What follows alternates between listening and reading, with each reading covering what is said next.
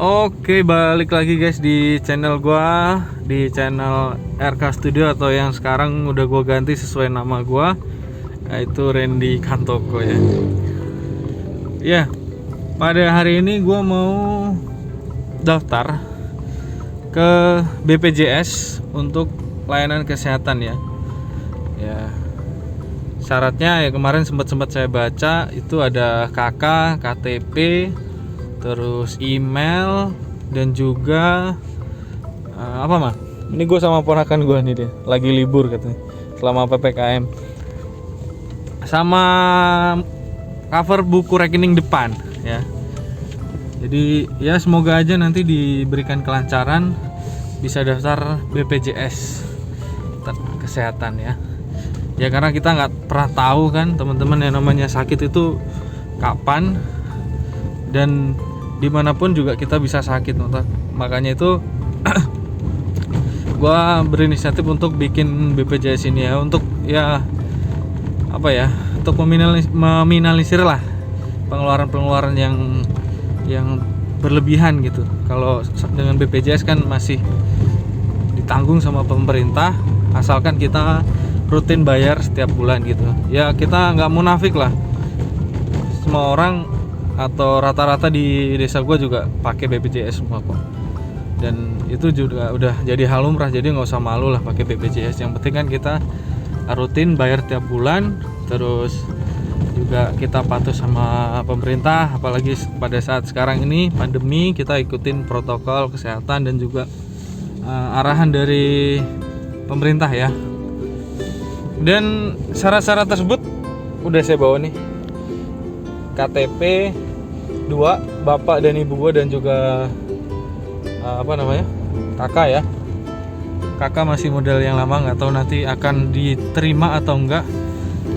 Dan sebenarnya kan gue itu 4 bersaudara. Kakak gue yang pertama emang udah almarhum, terus yang kedua ketiga itu udah berkeluarga. Jadi kakak gue tinggal bapak ibu sama gue sendiri karena gue masih bujang bro, masih bujang belum nikah, jadi masih bareng kakak gue sama bapak ibu gue. Nah perjalanan mungkin ini dari kampung gue itu sekitar 1 jam ya ke kabupaten, jadi cukup jauh aksesnya. Juga ini kemarin info-info dari tetangga dari sana, keluarga katanya sempat bikin dan katanya rada susah gitu ya. Jadi ya moga aja nanti lancar, cuman ya nggak tahu lah, kita coba dulu ya.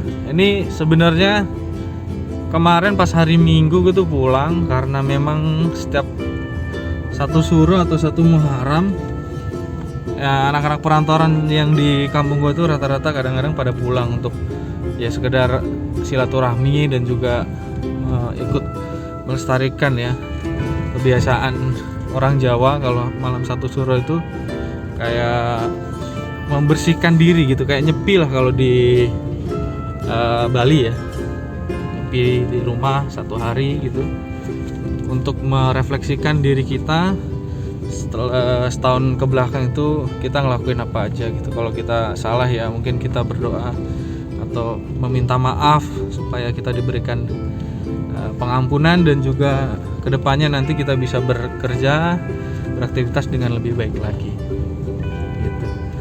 Ya kemarin gue sempat izin sih ke atasan gue, izin mau ketemu sama ibu ya, karena memang nggak memungkiri juga kemarin sempat kesehatannya kurang bagus. Jadi ya sebagai anak laki-laki yang terus anak terakhir itu biasanya paling disayang, ya udah gue menyempatkan untuk pulang. Sebenarnya kemarin ini kan hari Kamis nih, kemarin udah ditelepon sama atasan gue suruh balik karena kan gue kerja di konstruksi, megang bagian logistik dan juga keuangan. Tuh hari kemarin tuh harusnya bayaran mandor, cuman karena gue nggak ada, gue disuruh cepetan balik buat bayarin uang tuh mandor. Walaupun memang kemarin tuh kan sebenarnya ada salah satu staf yang ibaratnya anaknya si bos yang baru lulus juga ikut kerja di situ ya. Maksud gua kemarin tuh gua pulang, maksudnya biar bisa digantiin sebentar lah sama si anaknya Big Boss ini, walaupun memang gua nggak tahu diri ya. Mohon maaf Pak. Ya begitulah cerita singkatnya, cerita sedikit. Ya nanti mungkin kita akan lanjut lagi videonya setelah mau sampai. Gue juga belum tahu ini lokasinya di mana, belum pernah kesana juga. Ini BTW sebelah kiri ini punya Big Boss gue nih. Namanya Pak Haji Starlan yang punya kawasan daerah Blingo. Dia bikin rumah yang gede banget cuy. Kamu kelas berapa Mak? Kelas 1. Emang sekolahnya tiap minggu selama PPKM tuh gimana deh? Hah? Bingung dia. Tiap minggu sekolah apa gimana? Sekolah berapa kali? 7 kali. Nggak mungkin lah selama PPKM ini aja hari Kamis tak ajak ke Jepara, ikut-ikut aja. Berarti harusnya ini jadwal sekolah terus kamu bolos gitu dong? Enggak. Bingung dia guys. Ini sebelah kanan kita itu adalah Masjid Agung yang di daerah Blingo ya, cukup gede juga ini. Waktu pembangunannya itu sekitar tahun 2010 kalau nggak salah. Waktu masih gua SMP di sini.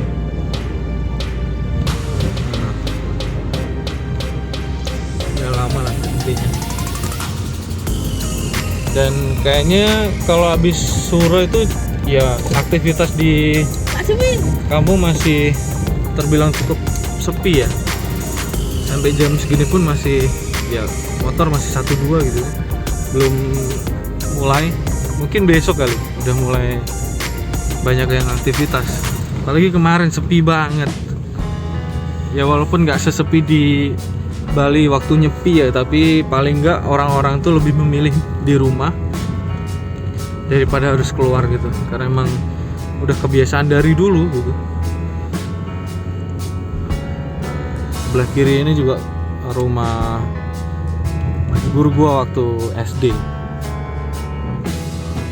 Sebelah kanan ini sekolah gue SMP cuy. Ini gerbangnya dibikin baru loh. SMP 2 Donorojo. Dulu waktu gue masih kelas 1 kayaknya masih ikut Kecamatan Keling. Tapi sekarang udah pindah jadi Kecamatan Donorojo.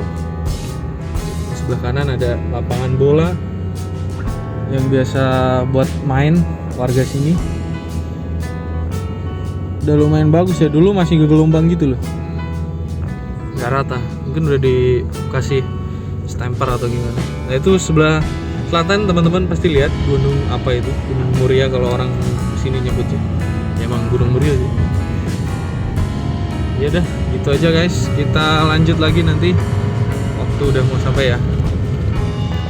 Dan ini jembatan Samoyat ya. Sebelah kiri itu daerah perkemahan gua waktu SMP. Sananan namanya. Kalau orang-orang sini pasti tahu lah tempat di sini tuh. Dari dulu buat acara pramuka ya. Jadi gua dulu tuh waktu SMP sempat ikut ambil bagian. Jadi ada namanya lomba tingkat ya. Lomba tingkat 2 waktu itu kalau nggak salah. Jadi persiapannya sekitar mungkin seingat gua sih ada kali 6 bulan ada kali. Jadi belajar semapur, belajar baris berbaris, belajar bikin tenda, masak, dan ya banyak hal yang ibaratnya suatu hal yang mandiri gitu loh, diajarkan ke kita. Dan khususnya untuk anak-anak yang ikut lomba tingkat ini, karena di dalam satu sekolah itu kalau nggak salah ya, saya ingat gue tuh 12 orang ya yang terpilih untuk ikut acara itu. Dan gue salah satunya ya, mungkin karena badan gue bongsor waktu itu, bukan karena hal lain, mungkin karena badan gue bongsor. Dan dipilih lah gue waktu itu ikut acara tersebut. Nah salah satu yang bikin kita menang itu kalau nggak salah waktu lomba baris berbaris di ini, di lapangan Jelekong. Jadi waktu itu wah udah rasanya deg-degan banget, apalagi kan waktu itu dinilai langsung gitu sama polisi baris berbaris kita. Nah, komandan kombi gue itu waktu itu namanya siapa ya, gue lupa, orang Nias pokoknya. Jadi di sini tuh ada anak-anak Nias yang disekolahin oleh yayasan di daerah Bengkok ya kalau nggak salah, lupa gue. Jadi anak-anak Nias itu disekolahin di sini, terus ya udah gabung gitu kan, dia jadi salah satu komandan gitu yang ngasih aba-aba, balik kanan gerak atau hadap kanan serong kiri gitu, semuanya dia yang ngabain gitu. Dan akhirnya kita dapat juara 3 dong PBB-nya itu, walaupun memang ya nggak bisa dapat juara 1, tapi ya udah berkesan lah ibaratnya dapetin piala dari Pak Polisi itu ya, ibaratnya dari panitia lah, walaupun memang cuma juara 3. Dan juga waktu itu gue juga ikut acara lomba bikin nasi goreng. Jadi nasi goreng waktu itu diajarin sama Bu Ulfa. Bu Ulfa itu salah satu guru di SMP gua, bagian apa nih sih namanya, tata boga apa kah? Lupa gue namanya pelajarannya. Diajarin lah pakai resep bumbu yang seingat gue itu salah satunya itu bawang merahnya 8, bawang putihnya 4, cabe, terus ada terasinya juga, dan ternyata juara 1 loh. Juara 1 kalau nggak salah itu waktu itu dapat lomba nasi goreng. Pokoknya ya berkesan waktu ikut lomba itu. Dan pada saat pengumuman juara umum, jadi kan ada lomba-lomba yang sendiri-sendiri, terus secara keseluruhan nanti tuh di total dapat poin berapa, dan kita juara 2 loh, juara 2 umum. Kalau teman-teman gue lihat video ini pasti ingat gimana perjuangannya kita latihan selama kurang lebih 6 bulan itu. Ya tiap hari kita latihan berbaris, terus semapur, sandi morse, dan semua hal-hal yang berkaitan dengan pramuka ya, kayak ngitung ketinggian kelapa gitu pakai tongkat, terus bikin tenda segala macam, itu sampai sekarang pun membekas gitu. Jadi kalau misalkan waktu SMP atau sekolah kalian nggak dapet pramuka, sayang banget sih, itu seru banget sumpah. Kalian nggak akan lupa lah ibaratnya kalau sampai ikut pramuka itu, pasti ingat sampai sekarang pun gimana serunya gitu kan. Makanya waktu gue SMP itu gue lebih banyak kenangannya daripada waktu SMK di Jakarta, karena ya udah gitu. Saya ingat gue di Jakarta ya cuma sekolah, pulang, terus paling kalau ada acara di asrama, karena gue kan di sekolahin ya, paling acara asrama gitu-gitu doang. Jadi kayak nggak ada kesan yang lebih gitu dibanding waktu gue SMP. Nah ini kita di daerah Pasar Keling guys, udah lewat sih, baru ngomong.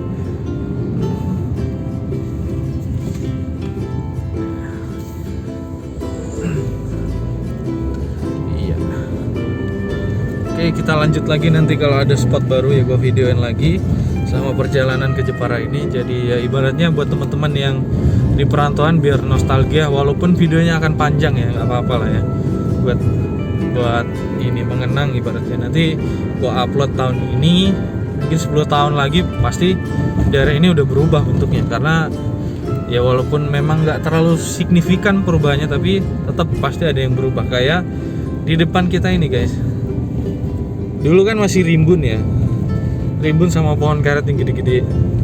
Nah kemarin sama pemerintah mungkin nggak tahu lah, BUMN-nya Jepara di regenerasi, jadi dipotong terus diganti pohon karet yang baru. Jadi kelihatan agak ini apa namanya, agak ya kelihatan lah, nggak terlalu gelap gitu.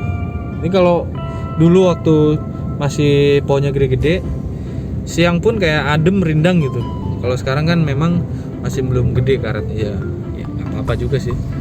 Orang kita di jalan nggak mau, bukan mau nongkrong kok, mau lewat doang. Dan sebelah kiri ini kita ada kayak cagar alamnya juga, sebelah kiri. Dari dulu kayak gini, nggak pernah berubah. pohonnya aja ya tetap aja segini.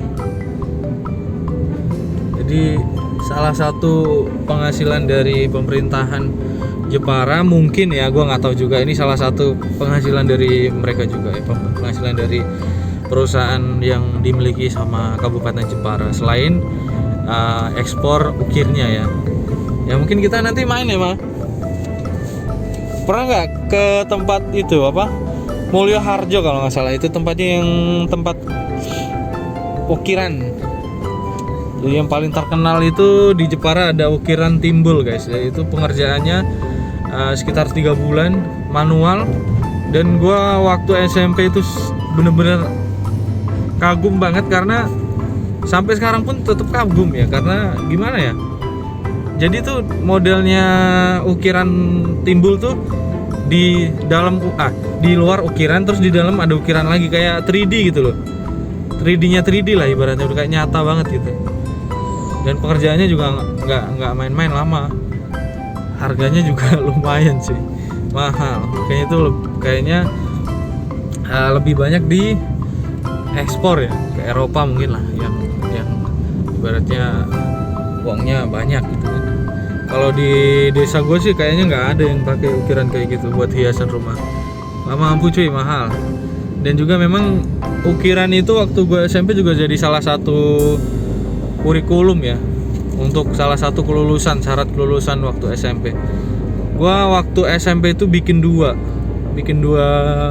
ukiran. Yang satu cuman untuk hiasan, dan yang satu untuk di hiasan plus digunakan sehari-hari. Waktu itu gue bikin asbak sama bukan asbak, sorry, bikin tempat foto tapi dibingkai dengan ukiran. Sama satu lagi ya cuman buat hiasan aja. Itu dua keping buat syarat gue bisa lulus dari SMP gitu. Bagus sih pemerintahan bikin syarat kayak gitu. Jadi ya kita yang tinggal di Jepara yang terkenalnya itu ukiran, ya masa kita nggak bisa gitu loh. Nanti kadang-kadang waktu gue di perantauan juga ditanya, lu dari mana emang? Dari Jepara. Oh yang ukiran itu ya? Iya. Lu bisa nggak?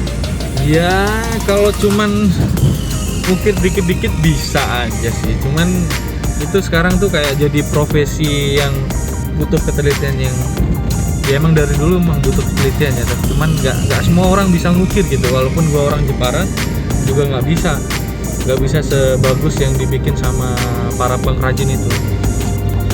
Mungkin ada sekolahnya kali ya dulu, atau memang belajar langsung sama bapak atau ibunya yang kerja di situ, gua juga nggak tahu lah. Tapi emang hasilnya luar biasa, keren banget. Ini juga karetan ini juga biasanya kalau pas lagi lebaran banyak yang ngumpul di sini untuk bakar-bakar, terus ibaratnya untuk bersantai ya, karena kan cukup rindang dan adem juga di sini. Walaupun memang yang jualan pun juga mana sih, yang nggak ada ya. Iya, itulah mungkin bawa dari rumah, bawa sendiri minuman atau makanan, terus dinikmati di sini bersama dengan keluarga atau teman-teman. Tapi yang saya sayangin tuh biasanya habis makan sampah plastiknya, yang terutama plastik tuh ditinggal guys. Jadi kadang-kadang ya udah kelihatan sampahnya gitu, plastik.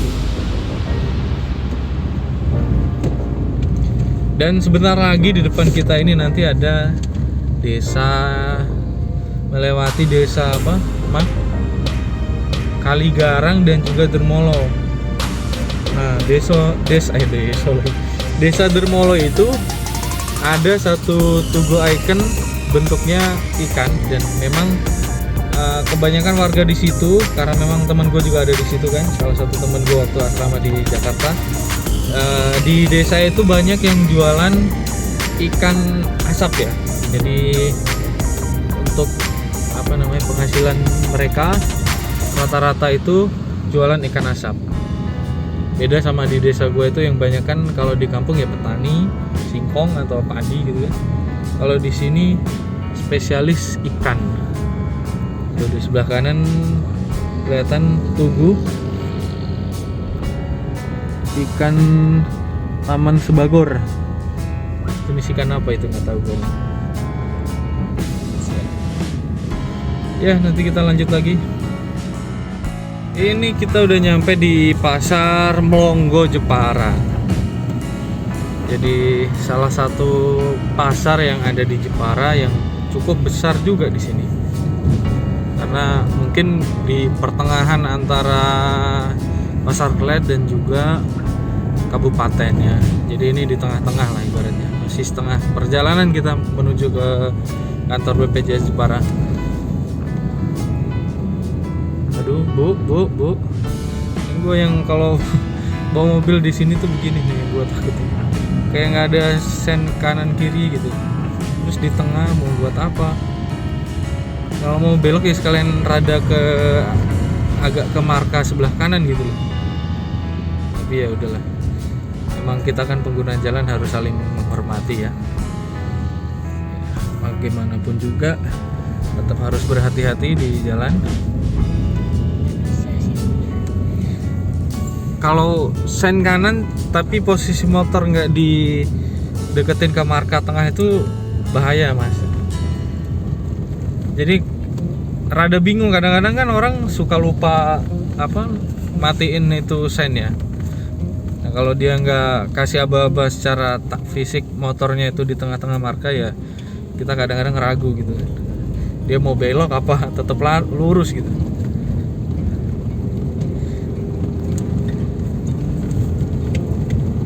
Gitu. Itu sih menurut gua sih mas. Menurut saya sih mas.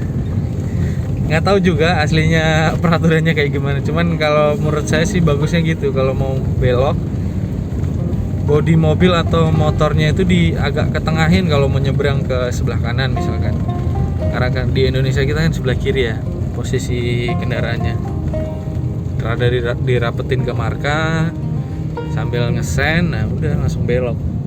Kalau dia di tengah-tengah ngesen doang ya kita bingung jadinya, dia mau berhenti kapan, mau beloknya kapan gitu, kita nggak tahu jadinya. Iya, hari ini cuaca cukup cukup bersahabat, panas enggak, hujan juga enggak, jadi ya cerah-cerah aja lah gitu. Dan intensitas kendaraannya juga nggak terlalu padat, termasuk sepi. Dan depan kita ada abang Grab ya. Belum pernah gue lihat gue di sini ada Grab di Jepara. Nah, dulu juga gue pernah soalnya, jadi dari mulai Uber terus jadi Grab, terus akhirnya jadi Gojek, semuanya udah gue lakuin dan enggak ini sih cukup lumayan sih untuk penghasilannya waktu itu ya, tahun 2017 18 seingat gua. 2 tahun gua ngojek karena waktu itu juga bingung mau kerja di kantoran, tapi posisi gua itu lagi mau bikin skripsi yang mengharuskan gua sering izin kalau misalkan kerja di kantoran. Karena ya kadang-kadang namanya dosen pembimbing kan saya bisanya jam segini gitu, tapi ya kan kita mesti izin sama atasan ya, apalagi kalau kita baru pindah kayak gitu, baru masuk lah ibaratnya, bakalan pasti susah. Ya udah gua mikirnya waktu itu karena ada Gojek, ya udah gua ngojek gitu kan. Lama kurang lebih 2 tahun sampai akhirnya gua lulus gitu. Jadi bukan karena gua pengen jadi Gojek selamanya, enggak juga. Dan gue juga nggak mendiskriminasi menjelekkan Gojek juga enggak, atau online lain, karena itu adalah salah satu penghasilan ya yang halal di dunia ini. Jadi ya nggak usah malu lah gitu kan. Gue juga waktu itu kalau ke kampus juga sering pakai jaket Gojek kok, nggak malu gue. Yang penting kan dari hasil Gojek itu gue bisa biayain kuliah gue, bisa gue buat gue makan gitu kan. Syukur kalau malam minggu ada duit lebih, gue bisa ajak cewek gue gitu kan, jajan kan. Ya begitulah kira-kira kehidupan Gojek gue tuh. Sehari kadang-kadang dari jam 7 gue pulang sampai jam 9 malam, ya itu emang capek banget sih gitu badan. Dan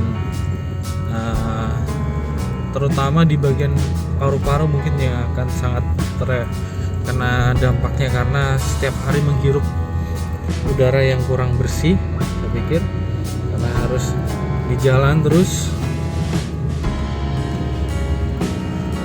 apalagi di ibu kota yang jumlah kendaraannya itu banyak lah katanya, sampai kadang macet. Kalau teman-teman di daerah Tanah Abang gimana macetnya, terus di Mall Kokas kalau sore, ya ampun itu kadang pernah gitu kan nyesel, ngapain gue ngambil jalur ke sini ke pas lagi jam sibuk kayak gini. Cuma emang kadang-kadang di aplikasinya itu sering ini ditampilin ulang gitu kan, orderannya udah gue tolak, masuk lagi yang arah ke situ.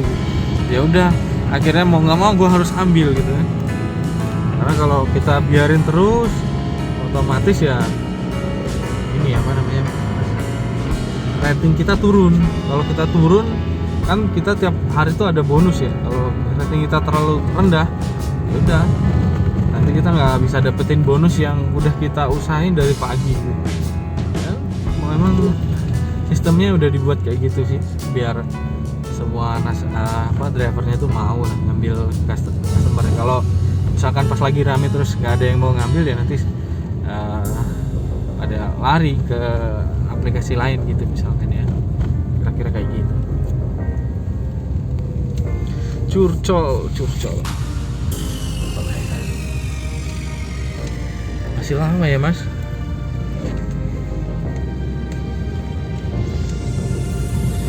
Dan teman-teman lihat di sepanjang jalan ini, dari mulai Pasar Melongo tadi itu banyak mebel ya, pengolahan kayu. Kalau di daerah sini tuh kayak baru kayunya aja, mentahnya aja. Nah, sebelah kanan tuh ada tempat kayak gudangnya kayu ya. Mungkin kalau kita punya kayu, kita bisa jual di sini kali. Banyak kayunya, kayu jati terutama nih banyak banget. Memang salah satu keunggulan ukiran Jepara itu memang karena menggunakan kayu yang berkualitas tinggi. Salah satunya ya kayu jati itu. Selain karena memang uratnya itu mudah dibentuk sih katanya sih, waktu gua SMP dulu. Dan juga itu kuat gitu kalau kayu jati itu, apalagi yang udah ada galihnya itu, yang di tengah-tengahnya udah ada warnanya udah berbeda gitu, agak lebih gelap. Itu sama rayap kayak katanya nggak mau makan kalau rayap, nggak doyan dia. Jadi ya apa gunanya kalau ada ukiran bagus ya, tapi kayunya dimakan rayap, ya percuma dong. Bener nggak mas? Di sini masih daerah pengolahan. Nanti di depan sana ada daerah khusus untuk menampilkan hasil ukirannya ya, dan juga di situ juga jadi tempat pengrajin memproduksi, jadi satu tempat. Ini sebelah kiri, sebelah kanan kayu semua nih, kayu jati semua kayaknya, sama kayu mahoni banyak. Nah, kita di sini udah sampai di daerah kabupaten. Sebelah kiri ini ada Taman Kerang ya, Taman Kerang, dan ya cukup rapi juga sih di daerah sini, karena mungkin udah daerah kabupaten.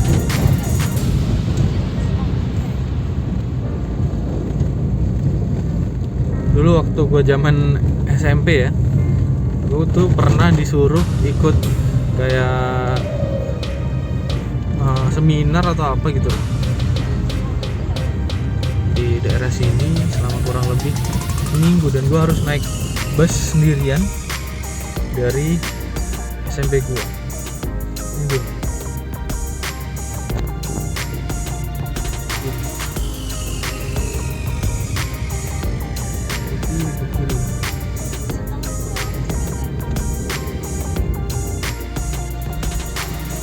Ini ada di jalan MH Tamrin guys. Kayaknya sih udah mau sampai. Mana ya? Oh ya ini ya. Oh ini. Iya kah? Iya. Oh, iya nih di sini. Ya, alhamdulillah udah nyampe. Semoga nanti bisa. Jadi guys, hari ini tadi udah sempat mampir ke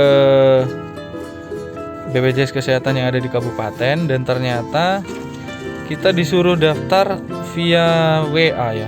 Jadi kemarin sih udah sempet nyoba, tapi kayaknya saya nggak bisa atau gimana. Saya yang nggak ngerti cara daftarnya. Tapi ya nggak apa-apa lah. Nanti kita coba lagi. Ini kita dapat suruh ke Bank BRI untuk dapat rekening koran 3 bulan terakhir. Tapi ya nggak tahu juga nanti bisa dipakai atau enggak, karena kan memang rekening BRI gua tuh baru dipakai atau dibuka kemarin, belum lama. Terus kita juga disuruh untuk bikin surat kuasa auto debit, terus sama handphone yang terdaftar di SMS banking BRI. Ya, kita akan coba dulu ke BRI terdekat